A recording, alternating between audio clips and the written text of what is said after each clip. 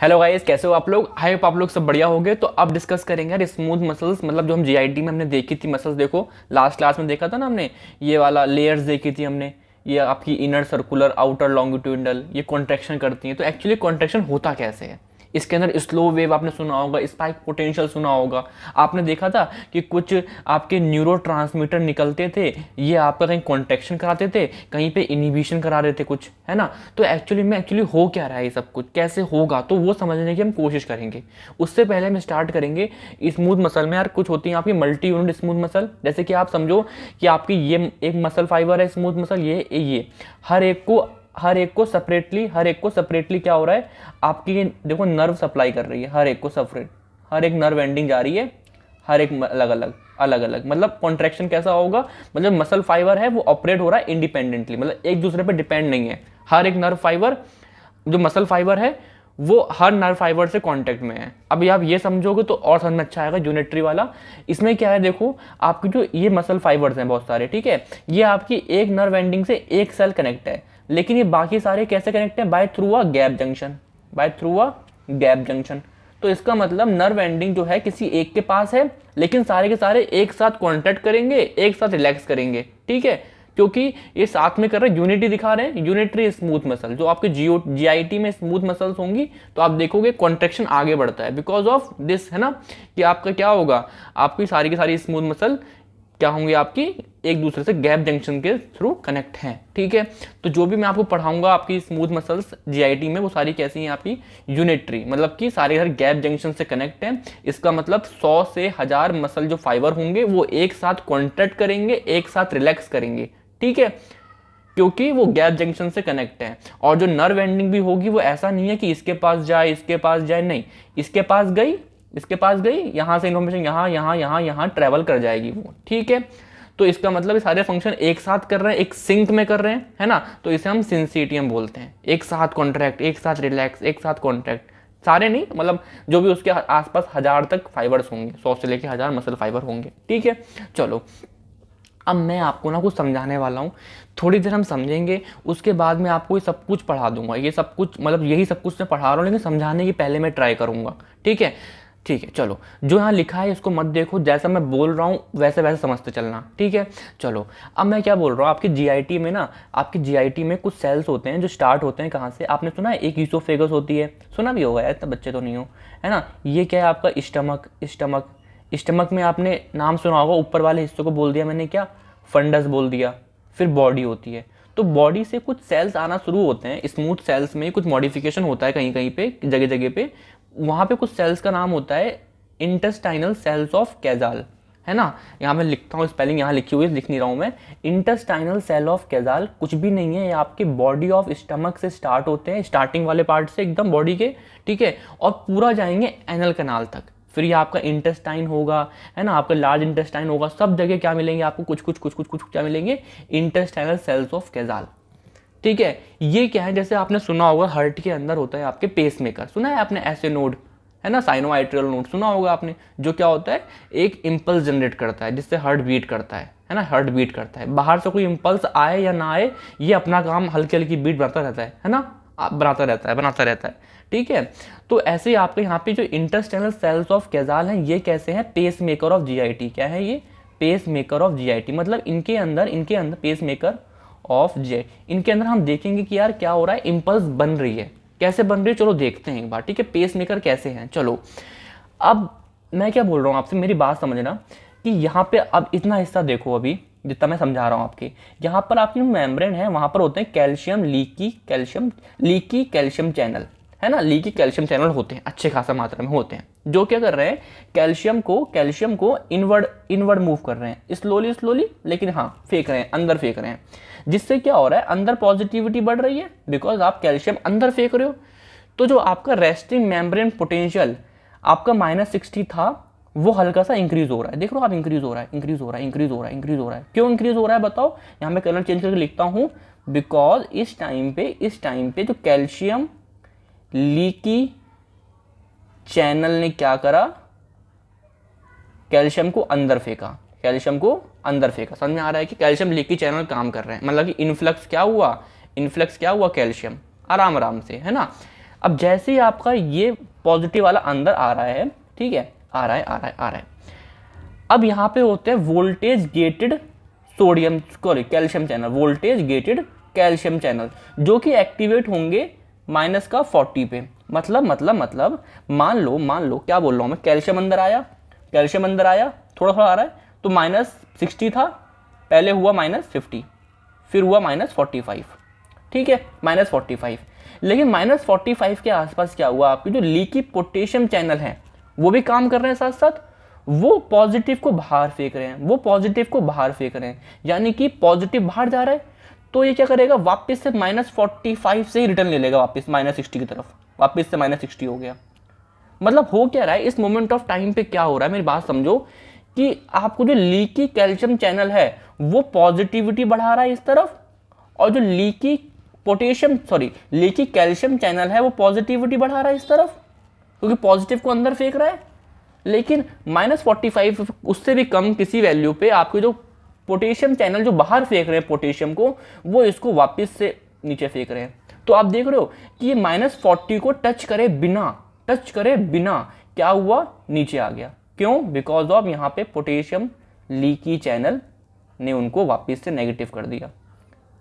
तो ये क्या है, ये एक्टिविटी चल रही है एक सेल के अंदर, इंटेस्टाइनल सेल ऑफ कैजाल के अंदर, कि मतलब कोई भी स्टिमुलस नहीं आया है, ये एक्टिविटी चल रही है। तो आप देख रहे हो यहाँ पे यहाँ पे क्या हो रही है, वेव बन रही है, इसको बोलते हैं स्लो वेव। ये देखो ये -40 तक टच नहीं करा है, ये वैल्यू हल्की फुल्की चेंज कर देते हैं हर कोई, बस अभी ये समझा रहा हूँ वो समझो मैं क्या बोल रहा हूँ। देखो समझ में आ रहा है क्या?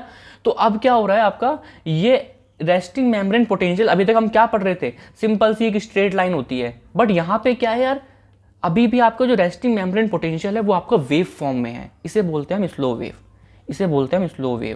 स्लो वेव बन रही है आपकी, ठीक है, बट ये कोई भी कॉन्ट्रैक्शन नहीं करेगा, ये कोई एक्शन पोटेंशियल है नहीं, इसमें कोई कॉन्ट्रैक्शन होगा नहीं, ये कुछ भी नहीं है, बस आपका सिंपल से है क्या, वेव बन रही है, लेकिन कॉन्ट्रैक्शन नहीं होगा, ठीक है। अब क्या हुआ, कुछ बाहर से स्टिमुलस आया, सुनते रहना कहानी के तौर पे, ठीक है। कुछ बाहर से क्या आया, एक सेकेंड, हाँ, स्टिमुलस आया। स्टिमुलस आपका कह सकते हैं, आपका मान लो कोई स्ट्रेच है ना, स्ट्रेच है, तो स्ट्रेच मान लो ये है कि जो लीकी कैल्शियम चैनल थे वो स्ट्रेच हुए तो ज़्यादा कैल्शियम अंदर आया, मतलब कैल्शियम का इनपुट बढ़ गया, किसी भी स्टिमुलस की वजह से क्या हुआ, आपका कैल्शियम का आपका स्ट्रेच वाला आया, तो आपका थोड़ा सा कैल्शियम और बढ़ गया, ठीक है। तो क्या हुआ आपका, और क्या हो सकता है, मान लो एसिटाइकोलिन एक न्यूरोट्रांसमीटर है, वो आया, है ना, एक एसिटाइकोलिन एक न्यूरोट्रांसमीटर एक नर्व से आया, और उसने एक्ट करा अपना जी कपल प्रोटीन रिसेप्टर होता है, ठीक है, वो कुछ बनाएगा, आपको कैसे बनाएगा वो नहीं देखना हमको अभी, क्या बनाया उसने, IP3 एक्टिवेट, IP3, ये IP3 करेंगे क्या, ये है आपका स्मूथ मसल्स के अंदर क्या, सार्कोप्लाज्मिक रेटिकुलम, है ना, जिसके अंदर कैल्शियम है। अभी क्या है, कैल्शियम किससे बाउंड है, कैल्शियम बाहर नहीं निकलेगा, किससे बाउंड है अभी बताओ, आप बोलोगे बाउंड है, कैल्सीक्विस्ट्रीन होता है, स्पेलिंग देख लेना एक बार यार, कैल्सीक्विस्ट्रीन होता है, ठीक है, ये बाउंड है। लेकिन IP3 क्या करेंगे, IP3 ने क्या करा, इस कैल्शियम को बाहर फेंका। आप देख रहे हो कि कैल्शियम की लेवल, मैं क्या कर रहा हूँ, स्टिमुलस आया, कौन सा, आपका कोई स्ट्रेच आया, आपका कोई हार्मोन आया, है ना, आपका कोई न्यूरोट्रांसमीटर आया, ये न्यूरोट्रांसमीटर था, आपका कोई हार्मोन्स आएंगे, है ना, इन सब ने क्या करा, कुल मिला के बात इतनी करी कि आपका जो कैल्शियम का लेवल है वो आपका यहाँ निकाला। अब क्या हुआ देखो, -45 से वैल्यू मान लो कितनी चली गई, -40 चली, टच कर लिया, थ्रेशोल्ड टच कर लिया। जैसे ये थ्रेशोल्ड टच कर लिया, ठीक है, तो क्या हो जाएंगे, आपके voltage gated calcium channel activate हो जाएंगे, आप पे कैल्शियम बहुत तेज अंदर आएंगे। और इस मोमेंट ऑफ टाइम पे देखो क्या हुआ, ये क्रॉस करा, थ्रेशोल्ड क्रॉस करा, और वैसे ही क्या हुआ, कैल्शियम बहुत तेज अंदर आए, तो आपकी क्या हुई, एकदम से वेव ऊपर उठी। ये ऊपर क्यों उठ रही, बिकॉज यहाँ पे आपके voltage gated calcium channel activate हो गए, तो इन्होंने एकदम से ऊपर भेजा इसको, ठीक है। और जैसे ही एक वैल्यू मान लो +30 तक पहुंचे, है ना, +30 तक पहुंचे, फिर क्या होगा, यहाँ पे आपके वोल्टेज गेटेड पोटेशियम चैनल है, उन्होंने पोटेशियम को बाहर फेंका, तो आपका वापस से नीचे आ गया, वापस से नीचे आ गया। ठीक है, अब यही चलता रहेगा जब तक ये थ्रेशोल्ड के ऊपर रहेगा, जब तक यहाँ पे कैल्शियम का लेवल -40 के ऊपर रहेगा, तो ये चलता रहेगा, ऊपर जाएगा नीचे आएगा, ऊपर जाएगा नीचे आएगा। तो जो ये चीज़ है ना, ये है आपकी स्पाइक पोटेंशियल। स्पाइक पोटेंशियल कब आ रहा है? जब बाहर से स्टिमुलस आ रहा है, बाहर से कुछ चेंज आ रहा है, बाहर से कोई हार्मोन आ रहा है, बाहर से स्पेसिफिक हार्मोन, मतलब है ना, वो चीज़ आ रही है। समझ में आ रहा है क्या? समझ में आ रहा है क्या? ठीक है, अब क्या हुआ, अब ये सब लेवल खत्म हो गया, अब ये वापस से नीचे आ जाएगा, वापस से नीचे आ जाएगा। मान लो कोई है ना एपिनेफ्रिन आ गया यहाँ पे, जो कि सबको रोकेगा, एपिनेफ्रिन हो गया, नॉर एपिनेफ्रिन हो गया, ये हार्मोन्स आ गए। ठीक है, ये इसको रोक देंगे यहाँ पे आके, मतलब इसको रिलैक्स कर देंगे, इनहिबिट कर देंगे, है ना। मतलब कहने वाली बात इतनी सी थी यार, 2 टाइप के पोटेंशियल मिले। एक बार मैं फिर से बताऊंगा, देखो यहाँ देखो, तो हम समझते हैं रेस्टिंग स्टेज ऑफ जीआईटी में क्या होता है। आपके कुछ सेल्स होते हैं इंटेस्टाइनल सेल्स ऑफ कैजाल, ठीक है, जो कहाँ से होते हैं बताओ? प्रोक्सिमल बॉडी ऑफ स्टमक से स्टार्ट होंगे, है ना, और एनल कैनाल तक जाएंगे। ये पेसमेकर ऑफ जीआईटी क्यों है? मान लो इस टाइम पे ये इंटेस्टाइनल सेल ऑफ कैजाल है, जो इस टाइम पे कैसा है? रेस्टिंग स्टेज में है, मतलब कोई भी स्टिमुलस बाहर से नहीं आ रहा है। ठीक है, ठीक है, तो इस टाइम पे क्या हो रहा है? ये आपका क्या कर रहे हैं? अंदर भेज रहे हैं कैल्शियम को, और ये भेज रहे हैं पोटेशियम को बाहर। तो इस वजह से वेव बन रही है। कौन सी वेव? देखो ये वेव बन रही है। कैल्शियम अंदर आया तो ऊपर गई, और कैल्शियम नीचे आया तो पोटेशियम बाहर गया तो नीचे आ गई। कैल्शियम बाहर अंदर आया तो ऊपर गई, कैल्शियम अंदर से बाहर गया तो ये। समझ में आ रहा है क्या? लिख दूं क्या? चलो देखो, इनफ्लक्स, अंदर आया कैल्शियम लीकी चैनल से तो ऊपर गई, और उसी मोमेंट में क्या हुआ आपका? इफ्लक्स हुआ। क्या? इफ्लक्स ऑफ पोटेशियम, तो नीचे आ गई। ठीक है, ये चलता रहा। अब ये चीज चलती रही। अब मान लो यहाँ पे क्या है? आपका वोल्टेज गेटेड आपका कैल्शियम चैनल। सोडियम भी होते हैं यार, ऐसा नहीं है, बट मेन काम कैल्शियम का ही होता है इसमें। ठीक है, सोडियम में से लिख नहीं रहा हूँ, बट सोडियम भी थोड़ा बहुत कर रहे होते हैं कुछ ना कुछ। ठीक है, ऐसा करते बाहर से कोई स्टिमुलस आया, बाहर से कोई हार्मोन आया। हम पढ़ेंगे यार, गैस्ट्रीन है ना, सिक्रेटिन, हम सीसी के वगैरह पढ़ेंगे, वो इम्पैक्ट करते हैं इनको। ठीक है, कोई हार्मोन आया, या फिर कोई आपका न्यूरोट्रांसमीटर आया, है ना, एस्टाइकोलिन वगैरह कोई आया। ठीक है, या फिर कोई आपका कोई इन्वायरमेंट चेंज हुआ, कुछ भी हो सकता है। ठीक है, उस वजह से क्या हुआ? कैल्शियम का लेवल बढ़ गया। कैसे बढ़ गया? क्योंकि अंदर जो सार्कोप्लाज्मिक रेटिकुलम के अंदर कैल्शियम था, वो बाहर आ गया, तो कैल्शियम लेवल बढ़ गया। इससे क्या हुआ? कैल्शियम ने एक वैल्यू टच कर ली। मान लो इस पॉइंट पे स्टिमुलस आया, तो एक वैल्यू टच करी -40 के आसपास, मतलब उसके ऊपर भी चली गई, है ना। तो मान लो अभी के लिए मान लो -40 टच किया, है ना, तो इस टाइम पे आपके voltage gated calcium channel open हो गए। तो अब क्या हुआ? आपके कैल्शियम और जल्दी अंदर आए, तो आपको एकदम से स्पाइक आई। लिखता हूँ, एकदम से स्पाइक आई। ठीक है, और फिर आपके यहाँ पर होते हैं potassium voltage gated channel, potassium इसको नीचे लिया है। ठीक है, वैल्यू -40 के ऊपर है, तो फिर से ऊपर गए, ये चलता रहा, और फिर नीचे आ गया। ठीक है, अब ये स्पाइक पोटेंशियल थे, ये नीचे वाले स्लो वेव थी। समझ में आ रहा है क्या? स्लो वेव कोई भी कॉन्ट्रैक्शन नहीं करता है, इसका जो रेट होता है याद कर लो यार। जैसे कि आप देखो, स्टमक में होता है 3 वेव बनेंगी हर मिनट में। मैं पढ़ाऊंगा मोटिलिटी में, दोबारा से बताऊंगा डाटा, लेकिन अभी समझो स्लो वेव जो बन रही है ना, एक वेव देखो बनी, ऐसी 3 वेव बनेंगी। कब? 1 मिनट में, पेट के अंदर। फिर ड्यूडेनम में ये रहा, जिजोनम में ये रहा, इलियम में ये रहा, है ना, कोलोन में ये रहा, सीकम में ये रहा। ठीक है, समझ में आ रहा है क्या? ये कुछ वैल्यूज हैं, आपको याद करनी है। क्या है ये? कि जो स्लो वेव है वो कैसे बन रही है, कितनी देर में बन रही है, कहाँ पे, किस ऑर्गन में। ईसोफेगस में कितनी बनेगी? नहीं बनेगी भैया, नहीं बनेगी। क्यों? क्योंकि ईसोफेगस में इंटेस्टाइनल सेल्स ऑफ कैजाल नहीं होते हैं। ठीक है, वेरी गुड। क्या हो रहा है? समझ में आ रहा है हमको। अब यहाँ पे एक बात और बताऊंगा आपको आगे चल के। यहाँ देखो, ये क्या था आपका? Slow wave. कोई कॉन्ट्रैक्शन होगा मसल का? नहीं होगा। कोई यहाँ पे कोई स्टिमुलस आया, जिस वजह से ये कैल्शियम के वोल्टेज गेटेड चैनल ओपन हुए, है ना, तो क्या हुआ? कॉन्ट्रैक्शन हुआ। फिर से आया, फिर आपके ओपन हो रहे हैं। अब जितना ऊपर ये वैल्यू जाएगी, मान लो ये थ्रेशोल्ड था, तो ये जो वेव जितनी ऊपर जा रही है, उतने ही ज़्यादा क्या बनेगी? स्पाइक पोटेंशियल बनेगी। नॉर्मली कितने होता है यार? कुछ 1 से 10 स्पाइक बनती हैं पर सेकेंड। ठीक है, हाँ, तो ये बना आपका। अब मान लो कोई इनहिबिटर आ गया, तो एपिनेफ्रिन, नॉन एपिनेफ्रिन, तो इसको रिलैक्स कर दिया। ठीक है, तो हायर द स्लो वेव, मतलब जितना ऊपर, मान लो एक स्लो वेव जो है इतना ऊपर गई, तो उसके पास और ज़्यादा स्पाइक पोटेंशियल बनेंगे। क्यों? क्योंकि उसको नीचे आने में बहुत टाइम लगेगा और उतनी स्पाइक पोटेंशियल बहुत ज़्यादा बन जाएंगे। ठीक है, तो जितने ज़्यादा आपकी स्लो वेव होंगी उतना ज़्यादा क्या बनेगा, फ्रिक्वेंसी ऑफ स्पाइक पोटेंशियल। तो इतना ही था आपका। ठीक है, इसके अंदर slow wave and spike potential smooth muscle में एक मतलब कि आप देखोगे कैरेक्टरिस्टिक है। आगे चल के मोटिलिटी पढ़ाऊंगा स्टमक के अंदर, तो आप इसका एप्लीकेशन भी थोड़ा थोड़ा देख लोगे, है ना। तो आई होप समझ में आया होगा आपको कि ये ग्राफ का मतलब क्या है। दोबारा से बताऊं एक बार, चलो